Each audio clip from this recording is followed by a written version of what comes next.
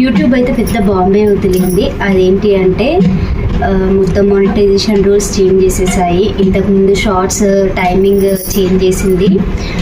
1 minute ఉండేది కాస్త 3 minutes చేసేసింది. అంటే ఇప్పుడు మనం ఏ 3 minute వీడియో పెట్టాలన్నా షార్ట్ కిందకే వస్తుంది.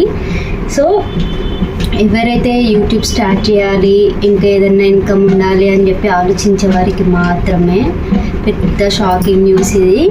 ఇంకొక గుడ్ న్యూస్ ఏంది షాకింగ్ న్యూస్లోనే అంటే మనకి 4-5 months ముందే వదిలింది ఈ న్యూస్ అనేది. ఏంటి అంటే మనకి 4000 వాచ్ అవర్స్ టైం ఉంది కదా, అది 8000 అవర్స్కి పెంచింది. ఇంకొకటి 10 millions ఉంది కదా, షార్ట్స్కి 10 millions రావాలి కదా, సో అది 20 millions దాకా అయితే వెళ్ళిందనమాట.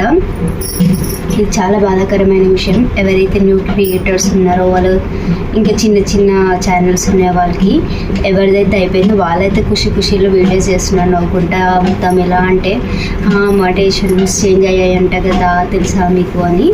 సో యాక్చువల్గా 4-5 months వదిలింది కాబట్టి మనకి ఏదో ఒకటి చేసుకోవడానికి అయితే ఛాన్స్ ఇచ్చింది. ఎక్కువ లైవ్స్ పెట్టడానికి, లాంగ్ వీడియోస్ చేయడానికి, ఇంకొంచెం షార్ట్స్ మీకు ఎక్కువ రీచ్ అయితే షార్ట్స్ చేయడానికి ట్రై చేయండి.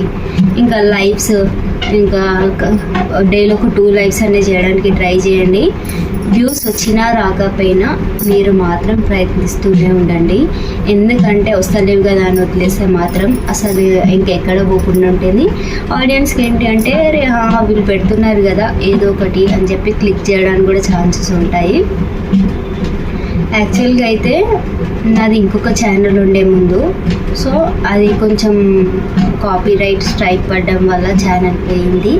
సో ఇది నా సెకండ్ ఛానల్, ఇది నా ఫస్ట్ ఛానల్ కాదు. ఇంకొక ఛానల్ కూడా ఉంది, రావ్ వ్లాగ్స్ 04 అని చెప్పి, మీరు సెర్చ్ చేయొచ్చు రావ్ వ్లాగ్స్ 04 అని చెప్పి.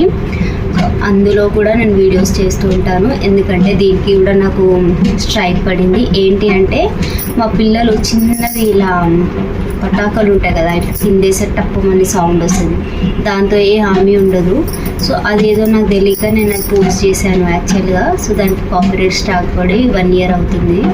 అది పోతుందేమో అని చూశాను, బట్ ఏం యూజ్ లేదు. ఇంకా ట్రైనింగ్ అంటే ఏదో మొన్నే అయిపోయింది, ఆ ట్రైనింగ్ కూడా తీసుకున్నాను. సో మళ్ళీ 2nd Septemberకి మళ్ళీ రీఅప్లై చేయాలి. ఇంకా అది అయిపోయిన తర్వాత ఏమన్నా గ్రోత్ ఉంటుందేమో చూడాలి ఛానల్లో. ప్రజెంట్ అయితే ఏం లేదు, ఉన్నది 1000 views, 100-200 views రావడమే. ఇంకా నేను చేసేవైతే నా ప్రయత్నం నేను చేస్తున్నాను. ఓన్లీ ఇంకా 3-4 months వరకే టైం ఉంది కాబట్టి ఆ టైంలోనే మనం ఏం చేయాలన్నా చేసుకోవాలి. అప్పటి లోపు మాత్రం ఏ మిస్టేక్స్ చేయకుండా ఉండండి. ఇంకొకటి ఏంటి అంటే ఆన్లైన్ మోసాలు జరుగుతుంటాయి చాలా. అంటే మాకు అమౌంట్ వేయండి, మేము మీకు ఛానల్ మానిటైజ్ చేసి ఇస్తాము, మాకు అమౌంట్ ఇవ్వండి, మేము మీకు ఇంకొంచెం గ్రోత్కి హెల్ప్ అవుతామని అంటారు. బట్ అలాంటి వాటికి మాత్రం పోకండి. అలాంటి వాటికి పోయారంటే అయిపోయినట్టే. ఎందుకంటే అలాంటిది చేసే ఉండొచ్చేమో, ఎందుకంటే ఒరిజినల్ ఉండొచ్చేమో, అలాంటి వాళ్ళు తొందరగా బయటపడరు. ఓన్లీ స్కామ్స్ ఉన్న వాళ్ళు మాత్రమే బయటపడతారు. కానీ జాగ్రత్తగా ఉండండి. మీరు మాత్రము ఏదో హడావిడిలా తప్పుడు వీడియోలు పోస్ట్ చేయడం, మంటలు, ఇంకా కొంచెం పిల్లలు ఏడుపు అలాంటి వీడియోస్కి అయితే దూరం పెట్టండి యూట్యూబ్ని. ఎందుకంటే యూట్యూబ్ ఇవన్నీ యాక్సెప్ట్ చేయవు. ఇలాంటి టర్మ్స్ అండ్ కండిషన్స్ ఎక్కడ ఉంటాయో నాకే తెలియదు, నేను ఎవరో క్రియేటర్స్ చెప్తే విన్నాను. సో ఎవరన్నా సరే నా వీడియోని సబ్స్క్రైబ్ చేసుకోండి, లైక్ చేయండి, షేర్ చేయండి. సో ఇలా ఒకరికొకరు సపోర్ట్ చేసుకుంటేనే వీడియోస్ గ్రోత్ ఉంటుంది. సో మనకైతే ఇవి January 1, 2027 నుంచి అయితే అమల్లోకి వస్తున్నాయన్నమాట ఈ రూల్స్. అంటే 1000 subscribers అది మ్యాండేటరీ, అది ఏం పెంచలేదు. ఓన్లీ వాచ్ టైమ్ అవర్స్, ఇంకా షార్ట్స్ ఈ మిలియన్స్ ఉన్నాయి కదా, ఇవి మాత్రమే పెంచారు. ఎవరైనా కొత్తగా వీడియోస్ చేయడం స్టార్ట్ చేస్తే మాత్రం జాగ్రత్తగా చేయండి. ఇదొకటి నేను చెప్పగలుగుతున్నాను. మిగతా వాళ్ళంతా ఇంకా యాడ్ చేసి సుత్తి చెప్తారు, 30-40 నిమిషాలు వీడియో తీసి. మనకైతే అంత లేదు, అంత టాపిక్ ఏం లేదు. కాబట్టి అక్కడ ఏంది ఓన్లీ మానిటైజేషన్ రూల్స్ చేంజ్ చేశారు.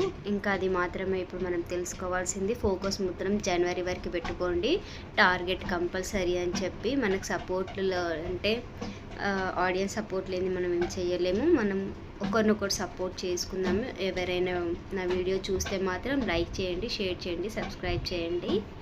ఇట్స్ మీ స్వప్న ఛానల్కి అంతే.